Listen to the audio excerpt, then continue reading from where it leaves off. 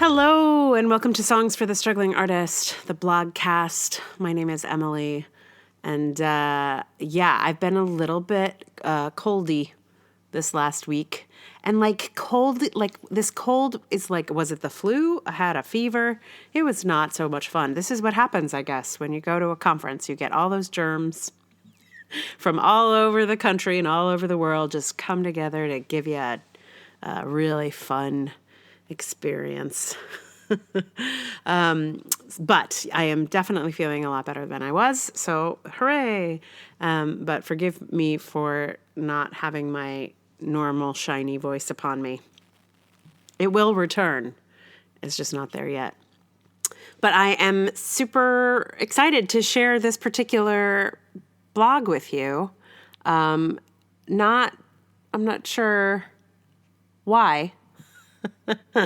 Except for I feel like I worked really hard on it and it's been kind of ticking away. It's like one of those that's been, sort of hanging out in the background for the last few months until I could really muscle it into shape. And it took some doing and I was proud of it by the time I got done. And then no one read it. I mean, that's not true. Several people read it, and the several people that did seem to like it a lot, which was very nice. But I did feel like this one just didn't get its due, and I don't know. I mean, a lot of it has to do with the algorithms on Facebook, right? Because most of the views that I get are from Facebook.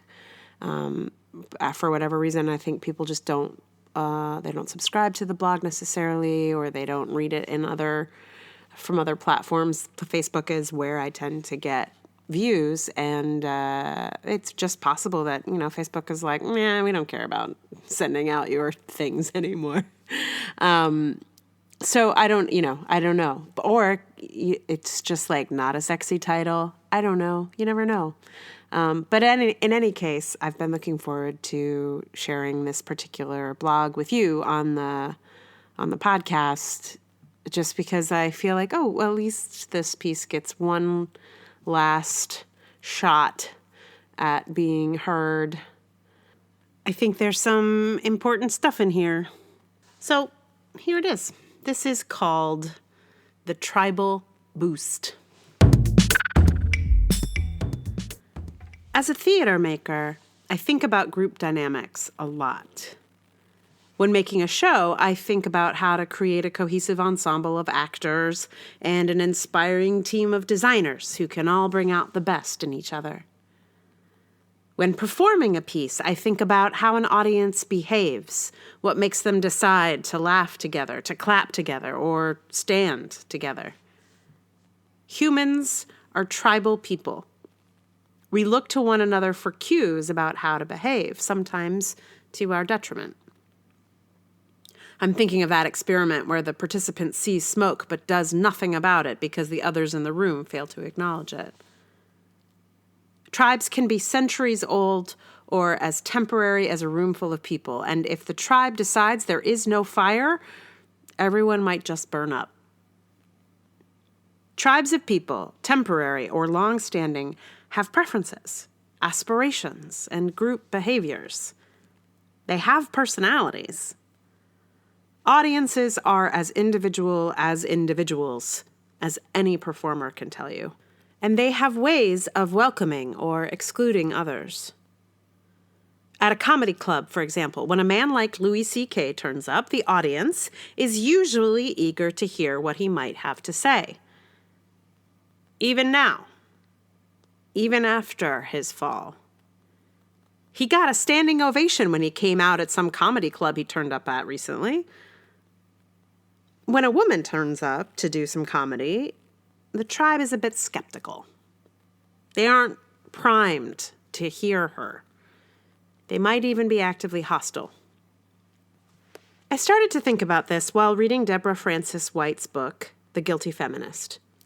She talked about how Louis C.K. thrives in an environment that was built for him and others like him. And she's noticed that the tribal energy at tapings of her podcast is sometimes the opposite. Her audience is mostly female and feminist, so when a man turns up on stage, the audience gets a little wary. The room gets an atmosphere of, all right, we'll hear you out, white man. And what is interesting is that some men respond to that skepticism, perhaps the first they have ever really encountered, by getting smaller, maybe even with some nervous sputtering. Very like a woman on an all-male panel, she says. There's an exercise we theater educators often use to illustrate status that involves the players holding a playing card to their forehead that they can't see, and then trying to work out where in the hierarchy they stand by how they are treated.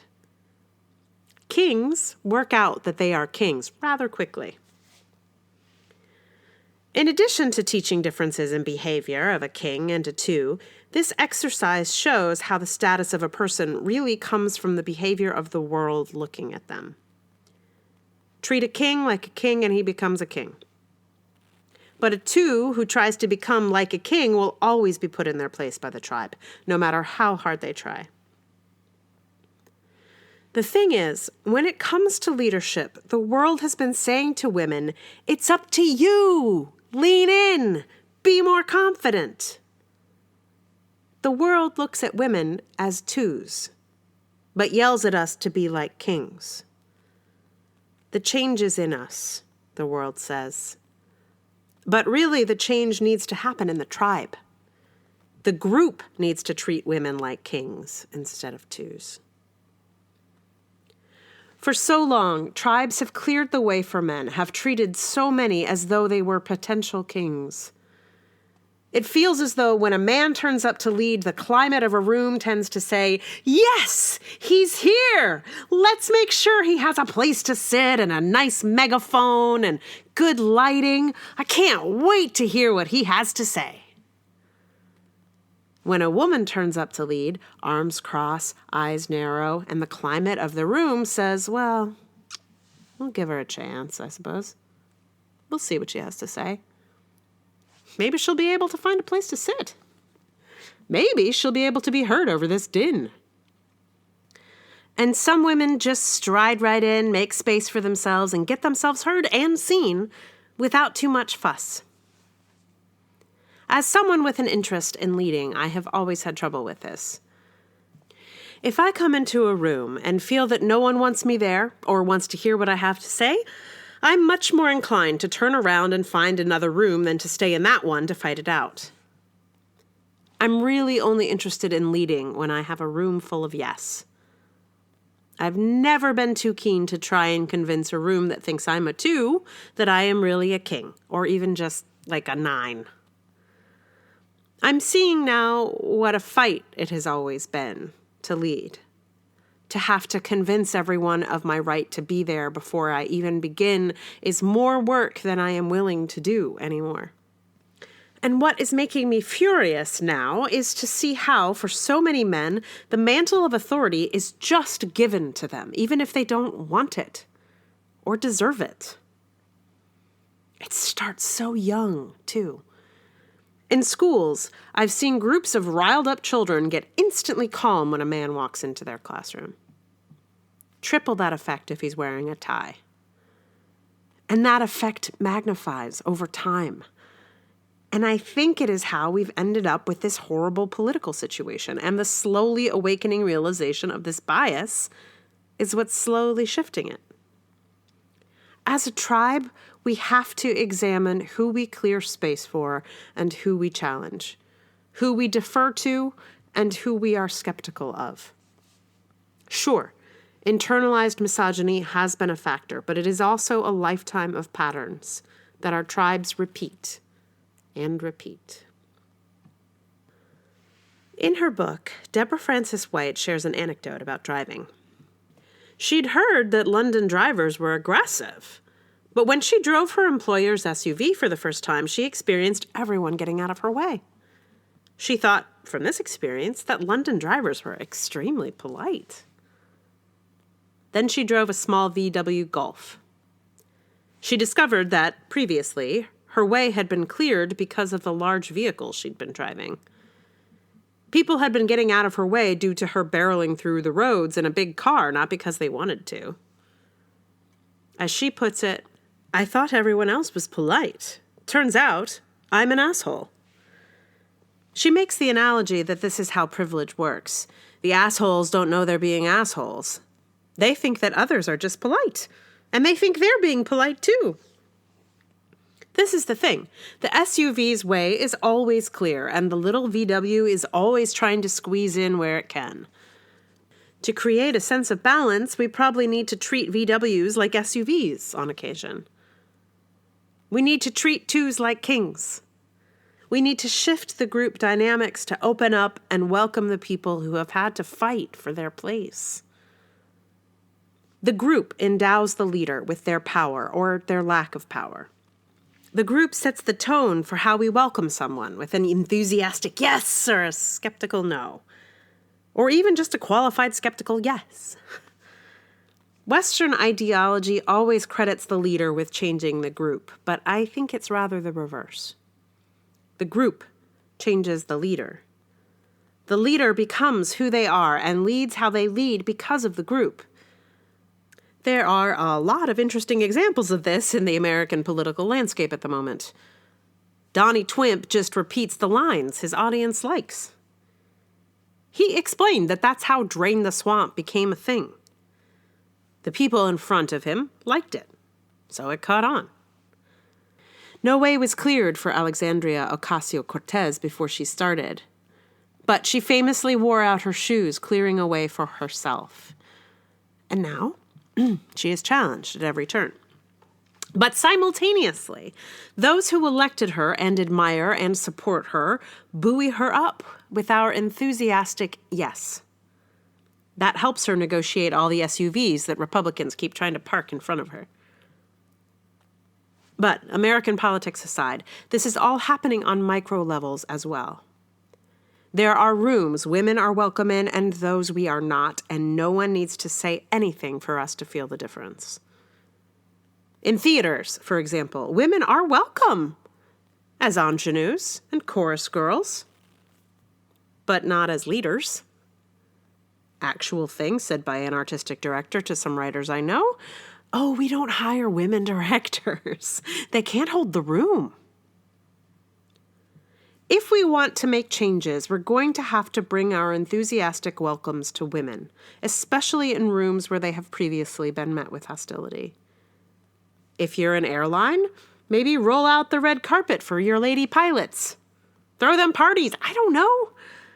And actually, more than special treatment, women, and other people who find themselves less welcome, just need the group to have faith and confidence in them, to uncross their arms and smile and expect to be dazzled. Having my leadership questioned and challenged at every turn in my graduate program for directing made me question my skill and has made all subsequent leading fraught with self-doubt.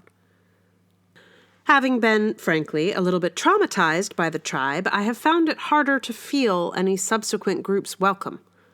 Harder to distinguish what is actually a challenge to my leadership and what is just the usual workings of a tribe trying to figure something out. This is still a factor in everything I do now and led to my, more or less, giving up directing. I'm guessing that we lose a lot of women and trans and non-binary leaders this way. But the group could turn it around, I think. The group is powerful. The group can say yes enthusiastically if it wants and carry its leaders ahead. The group can welcome new leaders together, new voices, new ideas. The group can lift up all the previously undersupported, underappreciated, underheard people and make a more equitable world. And it can get everyone out of a burning building when someone smells smoke, too. If the people around you don't believe you when you smell smoke, or they aren't lifting each other up, maybe start looking for a new tribe, or even just a new audience with which to watch a show. And help that tribe give a boost to someone who needs it. It could change everything. So it may be clear that this post was inspired by Deborah Frances White's book, The Guilty Feminist, inspired by the podcast, The Guilty Feminist. When I read this bit about the tribe and the atmosphere of the tribe in her book, it just was like, it just felt like several things just slotted into place. But then I had to figure out how to explain what those slots were and why it just felt so disruptive in a way. Like I was like, it explains everything and everything is horrible. Yeah. But so I felt like I couldn't write a post that's like, everything is horrible, everything sucks, I'm never leading again, see you all later, I'm going to go live in a cave. Like that, it just didn't seem like, that's how I felt, I think, in first realizing just what an enormous challenge I've always been up against. I had to figure out how to frame it a little bit. So, read The Guilty Feminist if you can get your hands on a copy. It ships. It's in the UK mostly, but it shipped to me for like almost nothing. It was so cheap. It was like $15 or something. Crazy. That we can get books from across the ocean is pretty cool. So I recommend it if you can get your hands on a copy of that book. I think there's an audiobook version too, which is probably great because she's a podcast comedian host. So I'm sure hearing her read it is fabulous. So that you don't even need to have shipped. You could probably just get that on your audio listening device. Trying to find a song about tribes was weirdly tricky. I guess we don't sing about that stuff so much. It did put me back in touch with the Tribe Called Quest, because when I did like a search on Spotify, it was like, you wanted to hear Can I Kick It, didn't you? And I was like, well, I did actually. I want to hear Can I Kick It? That was enjoyable, but it does not, in fact, feature a lot of lyrics related to tribe, aside from mentioning of the band. But there is a song from the Pitch Perfect soundtrack called Tribe, which I have learned for the purposes of this podcast. I'm not sure it's a great song. It's definitely a pop song of a particular kind. I think you'll hear what I mean. Maybe. But yeah, it is kind of perfectly exactly what, like lyrics wise, it was the right thing. So I went with it and learned it. Otherwise there's just really not a lot of tribe songs. And, or the ones that there were like kind of faux Indian stuff, which is just like, I'd rather not be singing about some racism. Thanks. So I'm going to play that song for you here. I just recorded it today, so it will feature some nice, it features this voice. Is what I'm saying. If you like the podcast, if you want to support me, that would be amazing. And the ways to do that are the following. Number 1, join me on Patreon. There are 2 accounts. The first one is patreon.com/Emily R. Davis. That's the one where you pledge to pay per blog post. And the other is at patreon.com/Emily Rainbow Davis.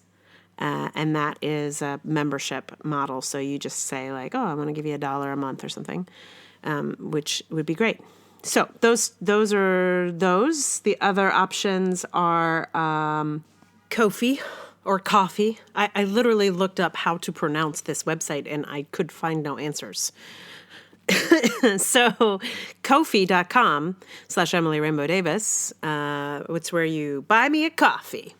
Other places that don't require money to support are getting on my mailing list at emilyrainbowdavis.com.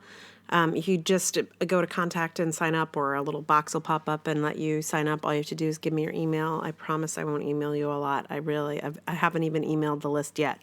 So my Twitter handle is erainbowd. You can follow me there. I'm sure there's other things also. PayPal. There's so many freaking lists. So they're all on the show notes. Should be, most of them. And meanwhile, here is the song Tribe, created by Kim Vieira originally. I don't know if she's the writer, but she is the original singer from the Pitch Perfect soundtrack.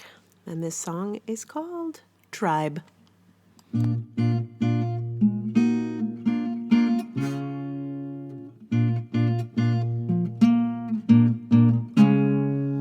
Kisses and apple pie, naughty and something nice. We bout that, we bout that, we bout that life. Making the power play, watch all the moves we make. We run that, we run that, we run that game. Way up, we gonna go way up, no domino. Way up, I wanna know, are you with me? Way up, we gonna go way up, like CEO. Way up, I wanna know, are you with me? My tribe, my ladies, my girls, we made it. Make sure they never forget it. Let's get it. My tribe on top. My tribe on top. My tribe on top. My tribe on top. All of the boys react. Love when we move like that. They want it, they want it, they want it bad. We gonna sing our song, we gonna bang that drum. Ba-boom, boom, ba-boom, boom, yeah, all night long. Way up, we gonna go way up, no domino. Way up, I wanna know, are you with me? Way up, we gonna go way up, like CEO. Way up, I wanna know, are you with me? My tribe, my ladies, my girls, we made it. Make sure they never forget it. Let's get it. My tribe on top. My tribe on top. My tribe on top. My tribe.